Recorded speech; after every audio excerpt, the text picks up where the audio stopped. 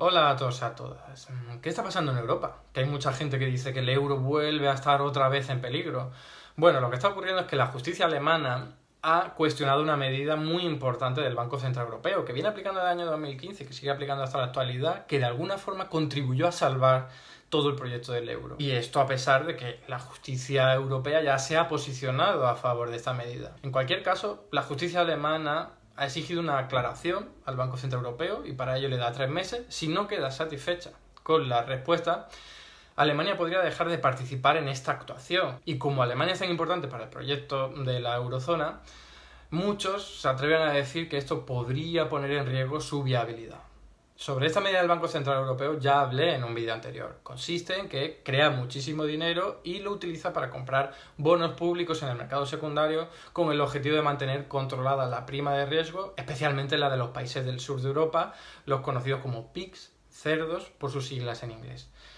Si el Banco Central Europeo no hubiese hecho esto, los países del sur se hubiesen enfrentado a unos problemas muy importantes y probablemente el euro hubiese implosionado. Pero esto es algo que muchos vieron mal, especialmente los economistas neoliberales y la derecha de los países del norte. De hecho, esto fue llevado a la justicia por la ultraderecha alemana y un partido del gobierno de Angela Merkel. ¿Pero por qué no les gusta esta medida? Bueno, pues porque consideran que beneficia a los países del sur y perjudica a los del norte. Por muchas razones, pero las más importantes serían las siguientes. Con una prima de riesgo baja, los países del sur no se ven tan presionados a realizar ajustes en sus cuentas públicas. Y por otro lado, si hubiese algún tipo de impago en esos países del sur, los países del norte también se verían perjudicados porque tendrían que sufragar parte de ese coste. Pero es que esta visión es absolutamente sesgada, egoísta y perversa. Como expliqué en un vídeo anterior, la prima de riesgo puede ser controlada por un banco central. Por lo tanto, el problema de los países del sur no es tanto que tengan unos déficits y una deuda pública elevada, sino que no tienen un banco central propio. Si lo tuvieran, podrían controlar la prima de riesgo de sus países, pero como no lo tienen, se ven obligados a depender de lo que haga el Banco Central Europeo. El Banco Central Europeo debería respaldar la prima de riesgo de todos los países, de los del norte y de los del sur. Y es que por algo se llama unión. El problema de esta unión monetaria es que no es una unión política, no es una unión fiscal y tampoco es una unión bancaria, que es lo que le ocurre al resto de uniones monetarias de todo el mundo. Por ejemplo, Estados Unidos es una unión monetaria, todos los estados que lo componen utilizan la misma moneda y también hay desequilibrios productivos muy importantes entre unas regiones y otras. Por ejemplo, el estado de California es mucho más rico, mucho más productivo que el estado de Dakota del Norte. Y sin embargo, no hay desequilibrios, no hay asimetría muy importante. ¿Por qué? Porque hay detrás un banco central común, hay un gobierno común y también hay una unión bancaria que impide que haya unos desequilibrios porque sean graves. España es otro ejemplo. Hay regiones muy distintas entre sí, con niveles productivos muy diferentes. Por ejemplo, Extremadura no tiene nada que ver con Madrid. Y sin embargo no hay grandes desequilibrios. ¿Por qué? Porque hay una unión política, hay una unión fiscal, hay una unión bancaria. A que nadie se imagina a extremeños sacando su dinero con miedo de los bancos extremeños y llevándoselo a los bancos madrileños.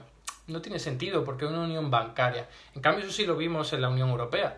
Griegos sacando sus ahorros de sus bancos griegos y llevándose a los bancos alemanes. Eso evidencia que la Unión Europea, la eurozona en particular, no es una verdadera unión económica. Esta concepción de la justicia alemana y de tantos otros es muy cerrada, porque solo quieren lo bueno de una unión monetaria y no lo malo. Tenemos que pensar que una unión monetaria tiene ventajas y desventajas para todos, para cada uno de sus miembros. El euro beneficia en muchos aspectos a los países del norte y perjudica a los países del sur. Por ejemplo, si Alemania no tuviese el euro, tendría una moneda propia mucho más apreciada y eso perjudicaría sus exportaciones y mejoraría la de los países del sur. Por lo tanto, sin euro, Alemania tendría menos superávit por cuenta corriente y probablemente también menos superávit público. Y al revés, los países del sur tendríamos menos déficit por cuenta corriente y menos déficit público. Otro ejemplo, recordemos que para entrar en la Unión Europea había un compromiso implícito de que España abandonara su industria y se dedicara a hacer lo que mejor se le daba, turismo de sol y playa, dejándole la industria a países que estaban supuestamente mejor preparados para ello. Todo esto fue en detrimento de las cuentas públicas de España y de otros países del sur de Europa y a favor de las cuentas públicas de países del norte como Alemania. Pero no pasaba nada. En teoría, las desventajas se iban a compensar con otras ventajas, porque al fin y al cabo íbamos todos en el mismo barco, al menos en teoría. Una unión monetaria presenta muchos desequilibrios, algunos son buenos para algunos países y algunos son malos, pero pretender quedarse solo con las ventajas que te proporciona una unión monetaria es una postura muy egoísta y además perversa. Pensemos que estamos todos en el mismo barco. Si a los países del sur les va mal, también les va a ir mal a los países del norte. Por lo tanto, los principales interesados a que a los países del sur no les vaya mal es a los países del norte. A modo de símil, esto es como si el delantero de un equipo de fútbol se quejase de que el portero se está beneficiando de las victorias del equipo a pesar de que no marca goles.